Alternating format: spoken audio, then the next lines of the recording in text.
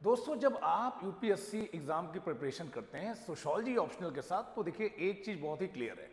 If you go through previous year questions analysis you will find that rarely UPSC ask new questions. Previous year questions की जब आप analysis करेंगे तो आप एक बात पाएंगे कि there is a pattern dear friend, और पैटर्न ऐसा है कि यूपीएससी बार बार थीम्स को रिपीट करते हैं, कोर एरियाज को रिपीट करते हैं। एंड अगर आप प्रीवियस ईयर क्वेश्चंस पर कमांड करते हैं और इन कोर एरियाज को इन रिपीटेड थीम्स पर एक अच्छी अंडरस्टैंडिंग डेवलप करते हैं तो आप अपने पेपर को प्रेडिक्टेबल बना सकते हैं, या अपने पेपर के एक सिग्निफिकेंट पार्ट को आप प्रेडिक्टेबल बना सकते हैं।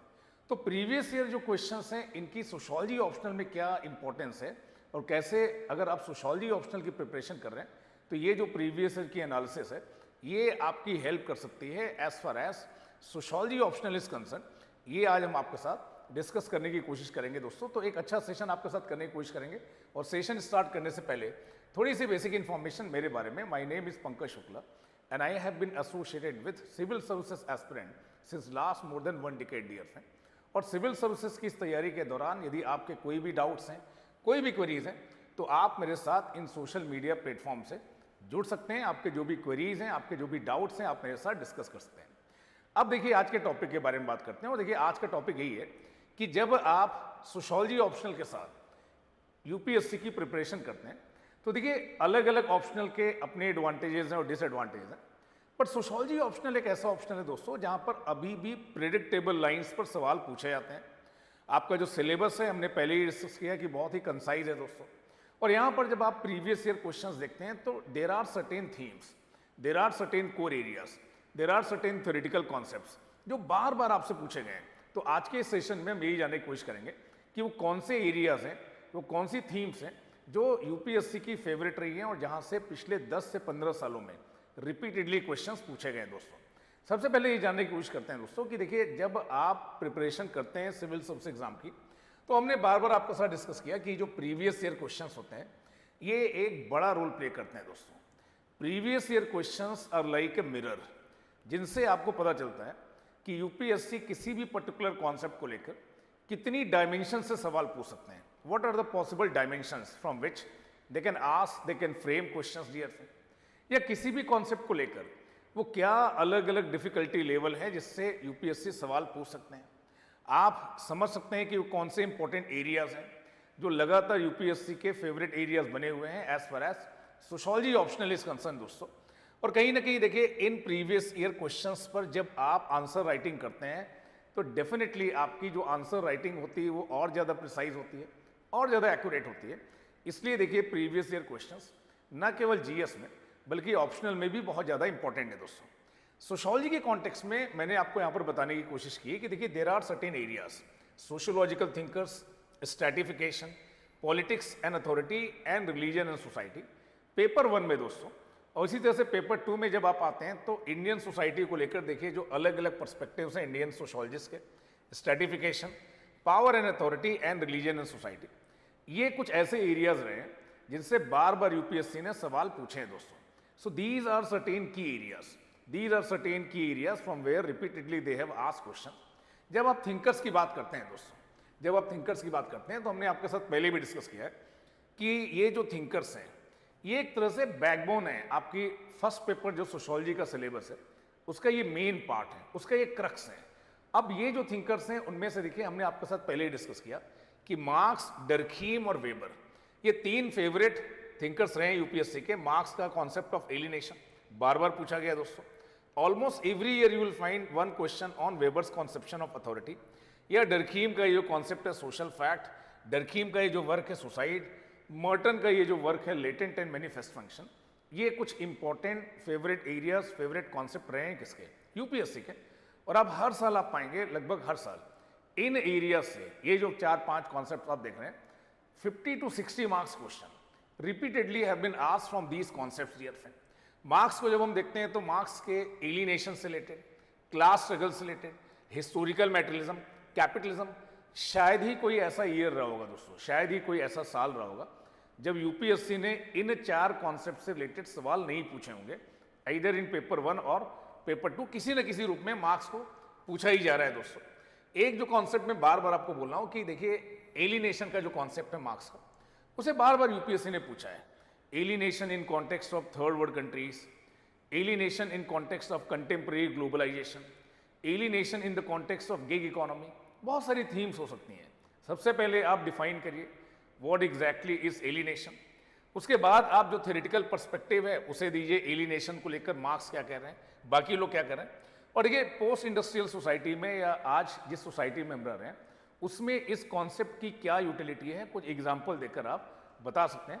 तो एक अच्छा आंसर आपका हो सकता है अगर आप इस फ्रेमवर्क को फॉलो करते हैं एलिनेशन में। दोस्तों दूसरे जो इंपॉर्टेंट थिंकर हैं जिनसे लगातार यूपीएससी ने सवाल पूछे हैं दैट इज मैक्स वेबर। और मैक्स वेबर का अथॉरिटी का कॉन्सेप्ट, ब्यूरोक्रेसी का concept, his idea about rationalisation of society and his idea on Protestant ethics and spirit of capitalism. देखिए शायद ही कोई ऐसा साल होगा जब मैक्स वेबर के ये जो कॉन्सेप्ट्स हैं उनसे रिलेटेड क्वेश्चन यूपीएससी ने नहीं पूछा होगा। और देखिए अथॉरिटी एक ऐसा आइडिया है जो एक फेवरेट थीम रहा है किसका, यूपीएससी का। अलग अलग सोसाइटीज में depending upon types of the social action की तरह की अथॉरिटी हो सकती है। और देखिए ये सवाल पावर पॉलिटिक्स में, थिंकर्स के पोर्शन में लगातार यूपीएससी ने पूछे हैं दोस्तों। उसी तरह से डरखीम एक फेवरेट एरिया रहा है यूपीएससी के पर्सपेक्टिव से। Social fact, collective conscience, division of labour, solidarity का इनका जो कॉन्सेप्ट है, लगातार दोस्तों यहाँ से सवाल पूछे गए हैं। तो देखिए ये जो थीम थिंकर हैं डरखीम, मार्क्स एंड वेबर, मैं टाइम एंड अगेन आपके साथ बोल रहा हूँ कि देखिए इन्हें आप अगर अच्छे से मास्टर करते हैं तो around 60 to 70 marks questions you will definitely get. Durkheim का जो सुसाइड का कॉन्सेप्ट है, इनका जो इंटीग्रेशन और कोहेजन का कॉन्सेप्ट है, डिवीजन ऑफ लेबर जिसको ये सोशल डिवीजन ऑफ लेबर बोल रहे हैं, वहां से रिलेटेड भी क्वेश्चंस बार बार पूछे गए। दूसरी जो इंपॉर्टेंट थीम है जो आपको बहुत अच्छे से मास्टर करनी है अगर आप मोर देन 280 to 90 मार्क्स लाना चाहते हैं, दैट इज सोशल स्ट्रैटिफिकेशन। अलग अलग कॉन्सेप्शंस के साथ class, gender, mobility, then status, power, बहुत सारे कॉन्सेप्शन है dear friend. Discuss class versus caste debate, gender inequality in modern society, globalisation and inequality, poverty and social exclusion. तो देखिए लगातार ये एक फेवरेट एरिया रहा है किसका, यूपीएससी का। और जब आप सोशल स्ट्रैटिफिकेशन को मास्टर करते हैं फर्स्ट पेपर के पर्सपेक्टिव से, तो इन कॉन्सेप्ट्स को लेकर आपको बहुत अच्छी क्लैरिटी बनानी है दोस्तों। इनइक्वालिटी क्या है, एक्सक्लूजन क्या है, मार्जिनलाइजेशन क्या है, कैसे ये एक दूसरे से अलग है दोस्तों, इनको लेकर अंडरस्टैंडिंग आपको बनानी है। Class, power, status, gender, race as a form of stratification, क्योंकि शायद ही कोई ऐसा साल रहा होगा जब सोशल स्ट्रैटिफिकेशन से रिलेटेड क्वेश्चन नहीं पूछे गए। और सोशल स्ट्रैटिफिकेशन से रिलेटेड कुछ भी पूछा जा रहा है दोस्तों, आपको सब्सटेंशिएट करना है अपने आंसर को, क्योंकि आपके सिलेबस में ही मेंशन है Marxian theory on stratification, Weberian theory of stratification, Kingsley Davis and Wilbert Moore's functional perspective on education stratification. तो आपको स्ट्रैटिफिकेशन को बहुत अच्छे से क्या करना है, प्रिपेयर करना है दोस्तों। Then power and authority dear friend, very important from previous year question. अगर आप एनालिसाइज करेंगे तो अगर आपने प्रीवियस ईयर क्वेश्चन की एनालिसिस की है, आप पाएंगे कि ये जो एरिया रहा है ये भी एक फेवरेट एरिया रहा है यूपीएससी का।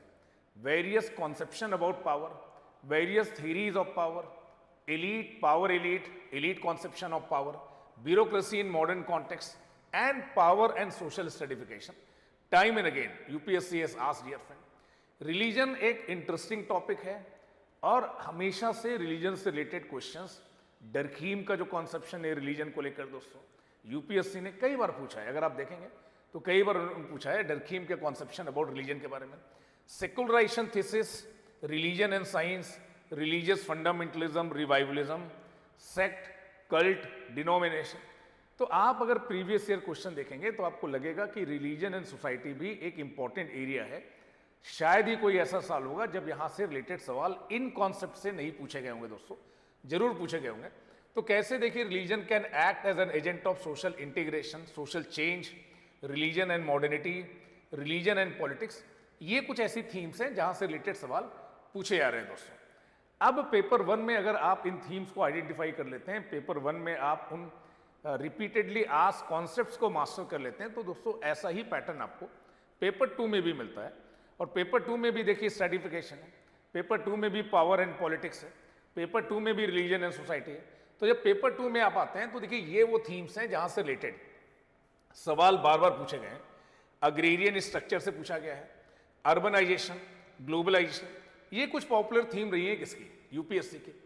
कास्ट और उसका जो चेंजिंग कैरेक्टर है दोस्तों, रिपीटेडली इस पर इंफेसाइज किया है किसने, यूपीएससी ने, कैसे कास्ट और पॉलिटिक्स में क्लोज इंटरकनेक्शन है, संस्कृताइजेशन और आज के कॉन्टेक्स्ट में सोशल मोबिलिटी के क्या एवेन्यूज हैं, कास्ट और क्लास क्या सेम है क्या अलग है, कैसे कास्ट क्लास नेक्सस डेवलप हो रहा है दोस्तों।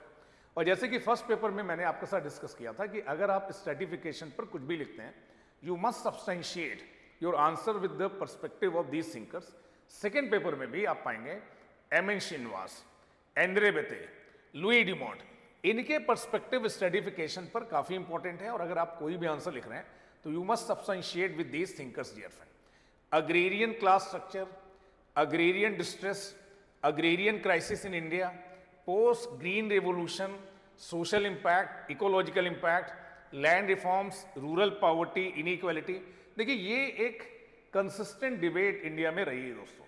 रूरल ट्रांसफॉर्मेशन को लेकर सरकार के जो भी इनिशिएटिव्स रहे हैं, किस हद तक वो सक्सेसफुल हो पाए हैं, क्यों अभी भी रूरल टू अर्बन माइग्रेशन इतना ज़्यादा है, अग्रेरियन डिस्ट्रेस के क्या कारण है, एग्रीकल्चरल डिकम्पोजिशन क्यों हो रहा है। तो इसको समझेंगे आप तो बार बार आप पाएंगे कि यहाँ से रिलेटेड क्वेश्चंस पूछे जा रहे हैं दोस्तों। रूरल स्ट्रेटिफिकेशन, एग्रीकल्चरल ट्रांसफॉर्मेशन और फार्मर सुसाइड, फार्मर्स डिस्ट्रेस, ये भी एक इंपॉर्टेंट एरिया यूपीएससी के पर्सपेक्टिव से।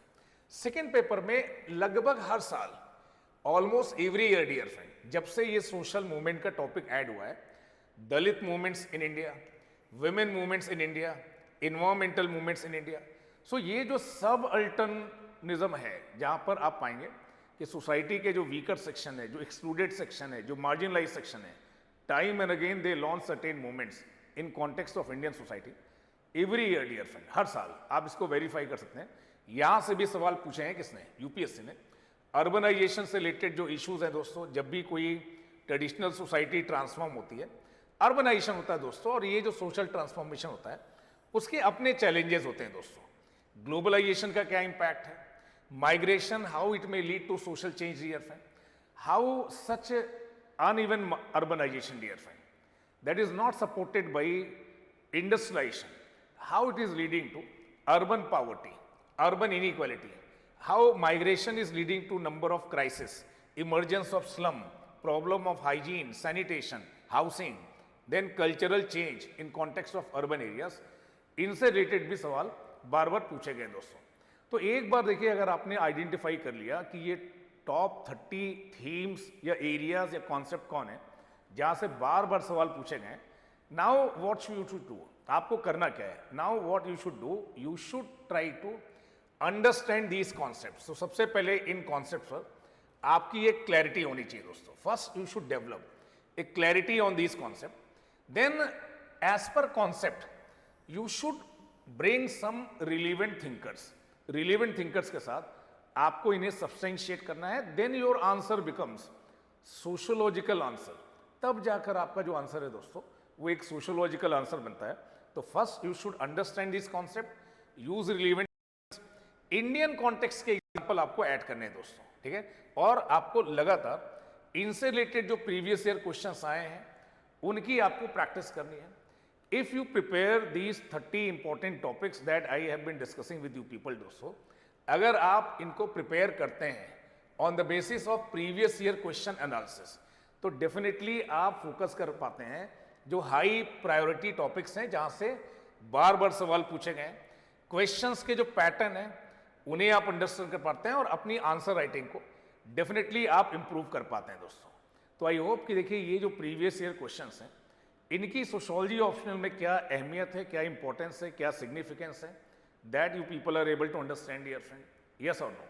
और आप में से वो लोग दोस्तों जो फ्रेशर हैं, जिन्होंने सोशियोलॉजी ऑप्शनल की प्रिपरेशन जस्ट स्टार्ट की है और शायद उनका कोई बैकग्राउंड नहीं है, सेल्फ स्टडी कर रहे हैं दोस्तों, और अगर 2027 के एग्जाम का आप टारगेट रख रहे हैं, self study is always good, but समय आपके पास लिमिटेड है दोस्तों। अगर आप 2027 के एग्जाम को सीरियसली देना चाहते हैं, फर्स्ट अटेम्प्ट में आप मेंस में अपियर होना चाहते हैं और एग्जाम को क्रैक करना चाहते हैं, तो we at analytics IAS on a single course dear friend, in a single course हम आपको एक फाउंडेशन कोर्स ऑफर कर रहे हैं that is going to start from 25th of March dear friend. जिसमें हम आपके दोनों पेपर के सिलेबस को कंप्लीट करेंगे along with answer writing sessions, mentorship and test series dear friend. इसको लेकर अगर आपके कोई भी डाउट्स हैं तो आप यहाँ पर दिए हुए नंबर पर कॉल कर सकते हैं, दैट इज 9990124010, और आपकी जो भी क्वेरीज हैं, जो भी डाउट्स हैं दोस्तों, उन्हें आप रिजॉल्व कर सकते हैं। Thank you to all for joining me and for staying with me dear friends. Thank you.